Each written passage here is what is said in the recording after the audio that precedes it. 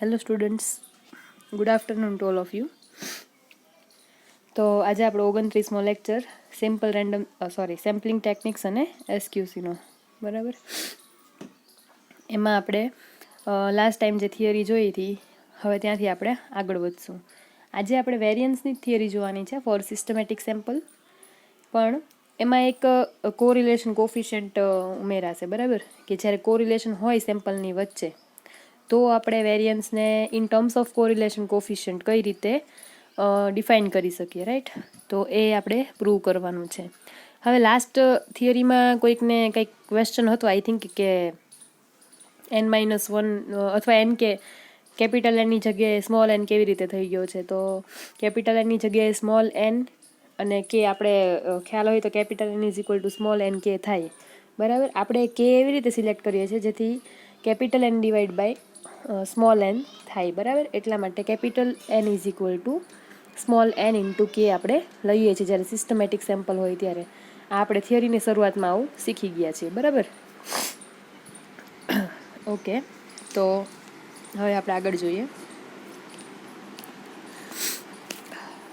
આજે તમે જુઓ સામે, તમારી સામે જે થિયરી છે એમાં શું છે, તો variance of Y bar of systematic sample is equal to nk minus 1 divided by nk into s square divided by n 1 plus n minus 1 into rho, right.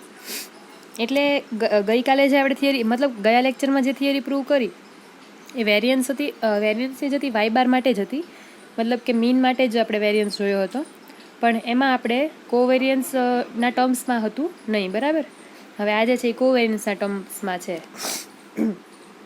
તો અહીંયા લખેલું છે કે where rho is the intraclass correlation coefficient between the units of the same systematic sample. એટલે કે જે systematic sample આપણી પાસે આવે છે એક પછી એક, બરાબર. આઈ નંબરનો સિલેક્ટ થયો હોય, સપોઝ કે કોઈ એક રેન્ડમલી ફર્સ્ટ સ્ટાર્ટિંગ, બરાબર, અને પછી તો આપણે કે ઇન્ટરવલ પર દરેક યુનિટ લેતા જઈએ છીએ. એવી રીતે આપણો સિસ્ટમેટિક સેમ્પલ આવતા હોય, બરાબર. તો એ જે સેમ્પલ જે છે એ સેમ્પલની અંદર જે વેરિએશન હોય, બરાબર, કોરિલેશન હોય, એનું માપ દર્શાવે છે રો. એટલે correlation coefficient between the units of sample of systematic sample and it is given by રોનું ફોર્મ્યુલા લખેલું છે. પહેલાં તમે છે ને જનરલ કોરિલેશન કોફિશિયન્ટની ફોર્મ્યુલા શું થાય એ તમને યાદ કરાવી દઉં. જુઓ, જનરલ આપણો આર કહેતા હતા, તમને યાદ હોય કોરિલેશન કોફિશિયન્ટ તો શું થાય, summation X I minus X bar, આ એક્સ બાર છે, બરાબર, minus into Y I minus Y bar ઇન્ટુમાં છે, divide by summation X I minus X bar whole square into root summation Y I minus Y bar whole square. એવી રીતે તમારું અહીંયા terms હોય છે, બરાબર. તો આ જનરલ કોરિલેશન કોફિશિયન્ટ હોય તો હવે તમે સમજી શકો છો કે આપણે દર વખતે સિસ્ટમેટિક સેમ્પલ છે એમાં આઈ અને જે નોટેશન આવે છે બિકોઝ ઓફ એની સ્ટાઇલ જે છે સિસ્ટમેટિક સેમ્પલને આવવાની, કે ભાઈ આઈ નંબરનો આપણે સેમ્પલ સિલેક્ટ કરીએ રેન્ડમલી તો પછી કયા કયા સિસ્ટમેટિક સેમ્પલ જનરેટ થાય, એટલા માટે જે થશે સિસ્ટમેટિક સેમ્પલ જનરેટ, બરાબર. એટલા માટે એક્સ આઈ જે અથવા તો વાય આઈ જે નોટેશન આપણે યુઝ કરતા હોઈએ છીએ. તો સેમ આ આરની જગ્યાએ આપણે સિસ્ટમેટિક સેમ્પલમાં કોરિલેશન કોફિશિયન્ટ ડિફાઇન કરવો હોય તો ડબલ સમેશન લેવા પડે, બરાબર. અને એક્સની જગ્યાએ વાય નોટેશન યુઝ કરતા હોય તો વાય આઈ જે લખશું. ઓકે, તો તમે જોઈ શકો છો અહીંયા તમારી સામે રો ઇઝ ઇક્વલ ટુ લખેલું છે, રો ડબલ્યુ પણ એને કહી શકીએ, where i running from 1 to up to k, બરાબર. અને જેની ક્યાંથી ક્યાં સુધી આવશે, તો J does not equal to J prime is equal to 1 to n, બરાબર. એટલે એ જેની છે લિમિટ્સ એ છે 1 થી n સુધી આવશે. એટલે આઈથ નંબરનો જો random sample first random start આપણે કર્યું હોય આઈથ નંબરથી, તો પછી n સુધી જવાના છે કે બીજા સેમ્પલ જે સિસ્ટમેટિક સેમ્પલ એના લીધે જે સિલેક્ટ થવાના છે એ n સુધી જવાના છે, બરાબર. તો આ જો વાય આઈ જે માઇનસ વાય બાર, અને આપણે જે અહીંયા હમણાં જ જોયું આપણે એક્સ આઈ માઇનસ એક્સ બાર હતો into Y I minus Y બાર, તો વાય આઈની જગ્યાએ આપણે ડેશ નોટેશન યુઝ કરશું, બરાબર. તો તમે લોકો અહીંયા જોઈ શકો છો કે Y I J dash minus Y bar divide by N K into N minus 1 into sigma square. એટલે આ જે છે સિસ્ટમેટિક સેમ્પલના ફોર્મમાં આપણે જે કોરિલેશન કોફિશિયન્ટ છે આને ડિફાઇન કરી લીધું આવી રીતે, બરાબર. હવે નીચે જુઓ સિન્સ કરીને લખેલું છે n sigma square equal to n-1 s square. તો હવે તમને એવું થશે કે આ ક્યાંથી આવ્યું? જો કે આ તો છે આપણે સ્ટેટમેન્ટમાં જ આપેલું છે એટલે આપણે યાદ રાખીએ, પણ આ ક્યાંથી આવ્યું છે તો હું તમને સમજાવી દઉં. જુઓ, જનરલી સિગ્મા સ્ક્વેરની ફોર્મ્યુલા શું થાય? ચલો વેરિયન્સ માટે તો વેરિયન્સની ફોર્મ્યુલા થાય 1/n summation yi minus Y bar whole square. બરાબર, આવું થાય. તો આપણે summation yi minus Y bar is equal to એનો સ્ક્વેરને ઇઝ ઇક્વલ ટુ શું લઈ શકીએ? તો n into sigma square. Okay wait, આપણે છે ને આમાં અહીંયા લખવામાં શોર્ટેજ પડશે એટલે આપણે એક પ્લેન પેજ પહેલાં લઈ લઈએ, એમાં કરીએ, કેમ કે અહીંયા ફાવશે નહીં. જોજો. ઓકે ચાલો હવે આપણે સ્ટાર્ટ કરીએ. તો આપણે શું, હું તમને સમજાવું છું કે n sigma square is equal to n-1 એસનો સ્ક્વેર. આવું સિન્સ કરીને સ્ટેટમેન્ટમાં આવું કંઈક એક ટર્મ લખેલું છે, તો એ શું છે, શું દર્શાવે છે એ બતાવીએ. બરાબર આપણે? હા, તો જોજો. ઓકે, તો જસ્ટ બે ફોર્મ્યુલા તમે યાદ કરો. પહેલાં જો એક સાઈડ કરી લઈએ. Sigma square is equal to શું થાય? તો 1/n summation yi minus Y bar whole square. બરાબર, તો આને આપણે n ને પેલી સાઈડ લઈ જઈએ તો n sigma square equal to summation yi minus Y bar whole square. બરાબર, એટલે આ એક તમારે રાખવાનું યાદ. હવે એસ સ્ક્વેરનું ફોર્મ્યુલા યાદ કરો. શું થાય? તો S square is equal two આપણે શું લઈએ છીએ? પોપ્યુલેશન માટે જ છે બંને. n-1 આવે જ્યારે આમાં 1/n આવે સિગ્મામાં. Summation yi minus Y bar whole square. બરાબર, ખાલી ચેન્જ ક્યાં છે? n-1 આવશે. તો n-1 ને પેલી સાઈડ લઈ જઈએ તો શું થઈ જશે? n-s square is equal to summation yi minus Y bar whole square. Right, તો yi minus Y bar square is equal to શું? n સિગ્મા સ્ક્વેર થાય, અને summation yi minus Y bar whole square is equal to n-1 અને s square પણ થાય છે. તો આપણે આ બંને ઇક્વલ હોય એનો મતલબ કે n square sigma square is equal to n-1 s square પણ લખી શકાય ને. ઓકે, તો આવી રીતે આપણે બંનેને ઇક્વલ બતાવી શકીએ. n sigma square is equal to n-1 s square. બરાબર, આને ઇક્વેશન નંબર 1 કહીએ અને 2. તો ઇક્વેશન 1 અને 2 પરથી n sigma square is equal to n-1 s square થાય. તો આવું સ્ટેટમેન્ટમાં લખેલું છે. તો ચલો ફરીવાર આપણે સ્ટેટમેન્ટ તરફ જઈએ. હા, તો હવે આ તમને ખ્યાલ આવી ગયો છે આ કઈ રીતે લખેલું છે. પછી એના ઇક્વલ ટુ પાછું આવી રીતે લખેલું છે. જુઓ આ ટર્મ. હવે એ ક્યાંથી આવે છે? એક મિનિટ.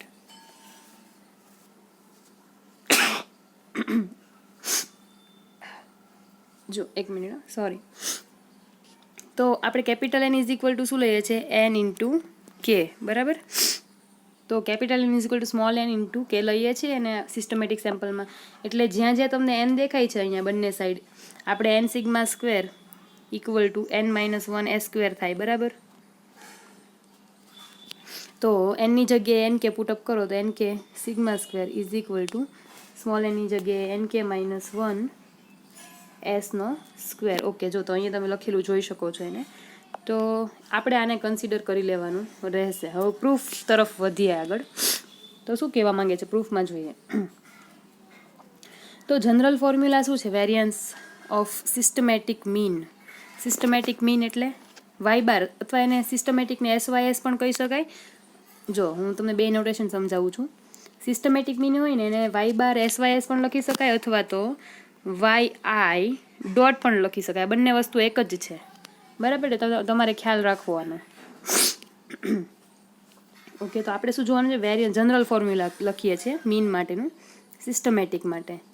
અને W લખીએ તો એનો મતલબ એમ થાય કે in case of without replacement. SYW એટલે systematic sample for without replacement. Okay, તો જનરલ ફોર્મ્યુલા કંઈક આવું થાય 1/k summation I running from 1 to up to k.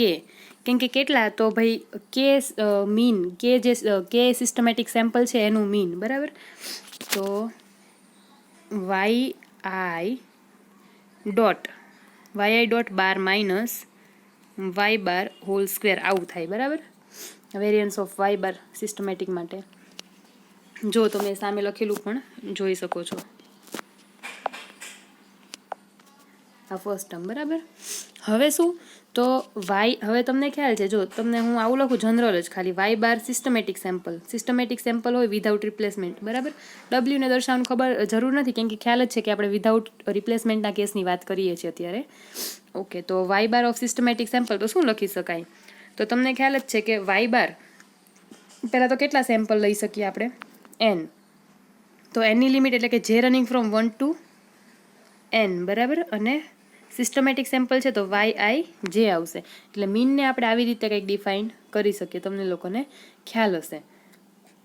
Why I dot બાર, ફરી વાર હજી, કેમ કે આમાં બધા સિમ્બોલમાં બહુ લોચા લાપસી જેવું છે, એટલે તમારે હું જેટલી વાર રિપીટ કરું છું એટલી વાર તમારે ધ્યાન આપવાનું છે. જો, એક તો વાય બાર સિસ્ટમેટિક સેમ્પલ કહી શકાય, એને વાય આઈ ડોટ બાર પણ કહી શકાય, બરાબર. તો આને લખાય કેવી રીતે? તો જો કેટલા, આનો મતલબ શું થાય? મીન છે તો 1/n સમેશન જે running from 1 to n Y J, આવી રીતે, બરાબર. એટલે આને આપણે આવી રીતે દર્શાવી શકીએ વાય આઈ ડોટ બાર હોય તો.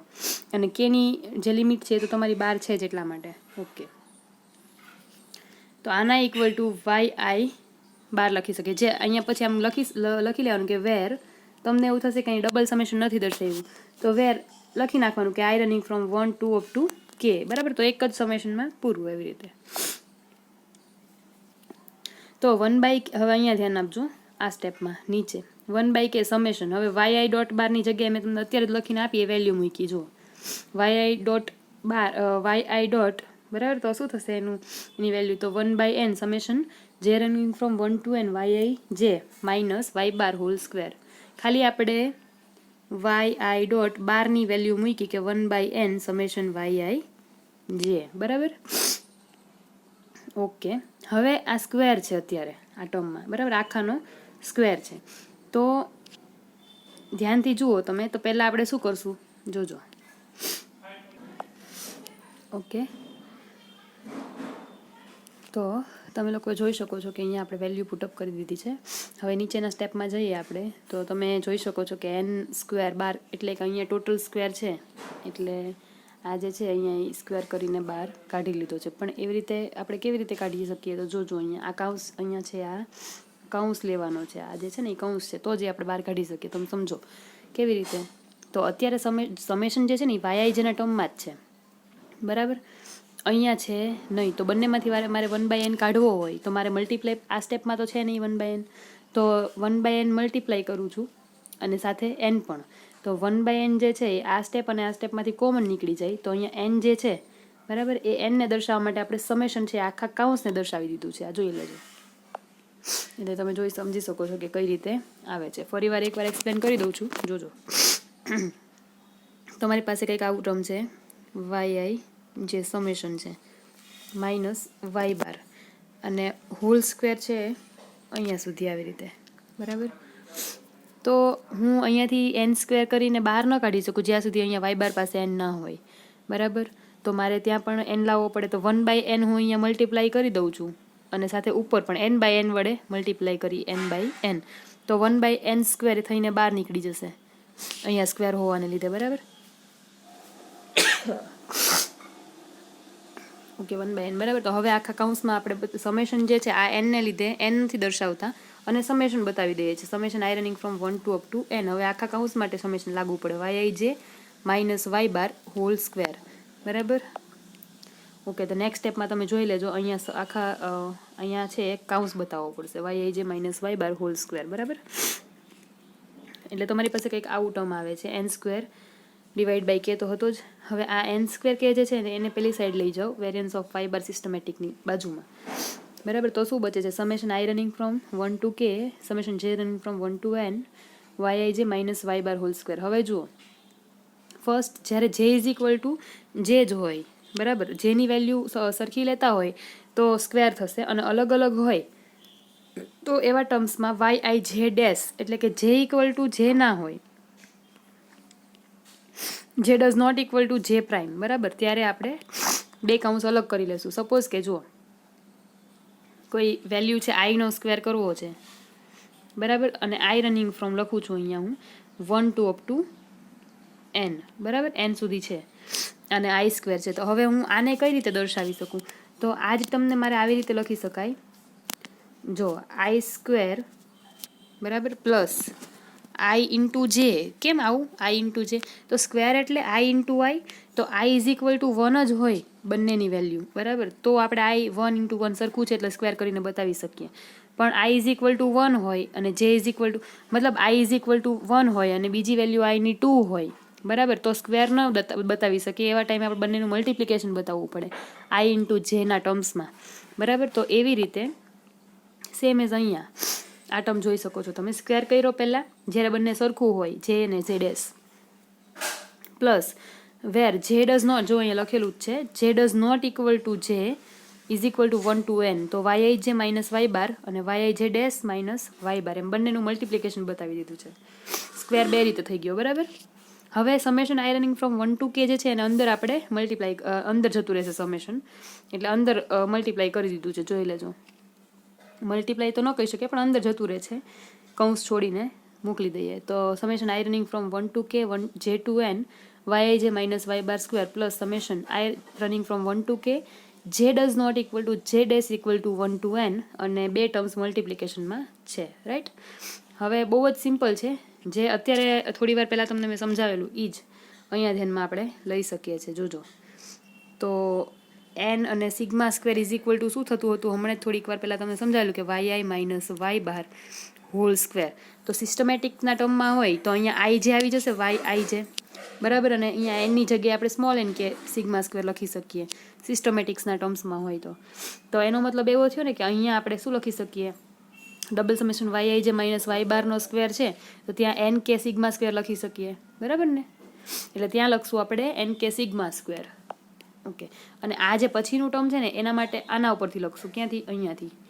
જો આ આખી ટર્મ ઉપરની જે છે એના ઉપરથી rho into N K into N minus 1 sigma square is equal to this, બરાબર. એટલે આ ટર્મ મળી જાય તમને આ વાળી.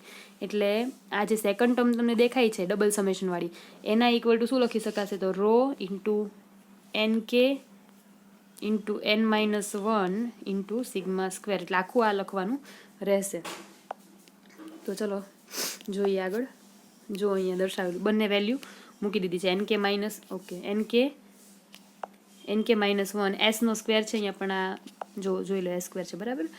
પ્લસ પહેલાંની વેલ્યુ મૂકી છે એન માઇનસ 1 એન કે minus 1 S square into rho.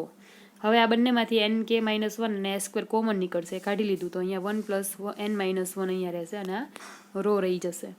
હવે અહીંયા જે એન સ્ક્વેર કે અહીંયા એન સ્ક્વેર છે, બરાબર. એન સ્ક્વેર કે જે છે આ એન સ્ક્વેર એન સ્ક્વેર જે કે છે એને ડિવાઈડ કરી નાખીએ તો આ એનનો સ્ક્વેર છે એને છૂટો પાડી દીધો છે આપણે. એન કે આના ડિવાઈડ લઈ જઈએ છીએ, એન કે માઇનસ 1 ડિવાઈડ બાય એન કે, અને બીજો એન જે હતો એ અહીંયા લખી દીધો N S square divide by N. એટલે આપણે જે પ્રૂવ કરવાનું હતું સિસ્ટમેટિક સેમ્પલ માટે વેરિયન્સ એ આ છે, બરાબર. હવે અત્યારે આપણે આગળ થિયરી નથી જોતા, બરાબર. હેલ્થ બરાબર નથી, આપણે નેક્સ્ટ લેક્ચરમાં આગળની થિયરી જોઈ લેશું. અધરવાઇઝ આજે કરાવવાની ઈચ્છા તો હતી, જો આ પ્રૂવ અનબાયઝ એસ્ટિમેટરવાળી છે, પણ નેક્સ્ટ લેક્ચરમાં આપણે આને જોઈ લઈશું, બરાબર. અને તમે લોકો હોમવર્ક બરાબર કરતા રહેજો. અને બીજું એક એ કહેવાનું તમને કે અસાઇનમેન્ટમાં જે ત્રીજા ચેપ્ટરનો ક્વેશ્ચન જે છે સિમ્પલ રેન્ડમ સેમ્પલિંગ માટે ડિટર્મિનેશન ઓફ સેમ્પલ સાઇઝનો પૂછેલો છે અસાઇનમેન્ટમાં, જોજો, બરાબર. એ તમે લખી ન નાખતા આપણે જે કરાવેલો છે એમાં જોજો કે આપણે કયા કરાવ્યા છે કે જ્યારે તમને એરર આપેલી હોય અને કોન્ફિડન્સ કોફિશિયન્ટ આપેલો હોય ત્યારની બે થિયરી જોઈ છે ડિટર્મિનેશન ઓફ સેમ્પલ સાઇઝ માટેની. આપણને એક વસ્તુ હજી એડિશન માટે આપેલી છે, જોજો તમને અસાઇનમેન્ટના ક્વેશ્ચનમાં 3 વસ્તુ આપેલી છે. કોફિશિયન્ટ ઓફ વેરિએશન પણ આપેલું છે, બરાબર. તો એની એક થિયરી જે છે એ નેક્સ્ટ લેક્ચરમાં પોસિબલ થાય તો ત્યારે, અથવા તો આ થિયરી પૂરી થાય ને પછી આપણે એ લઈ લેશું. એટલે અસાઇનમેન્ટનો ક્વેશ્ચન બેઠે ઉતારી ન લેતા કે આપણે ડિટર્મિનેશન ઓફ સેમ્પલ સાઇઝ કરાવી નાખ્યું છે. એટલે એ બંને થિયરી અલગ છે અને તમને જે અસાઇનમેન્ટમાં પૂછેલી છે એ પણ અલગ છે. એમાં કોફિશિયન્ટ ઓફ વેરિએશન પણ સાથે આપેલું છે, એરર આપેલી છે, કોન્ફિડન્સ ઇન્ટરવલ આપેલો છે અને કોફિશિયન્ટ ઓફ વેરિએશન પણ આપેલું છે, જોઈ લેજો, બરાબર. તો એ પછી લખજો જ્યારે હું કરાવી દઉં પછી, ઓકે.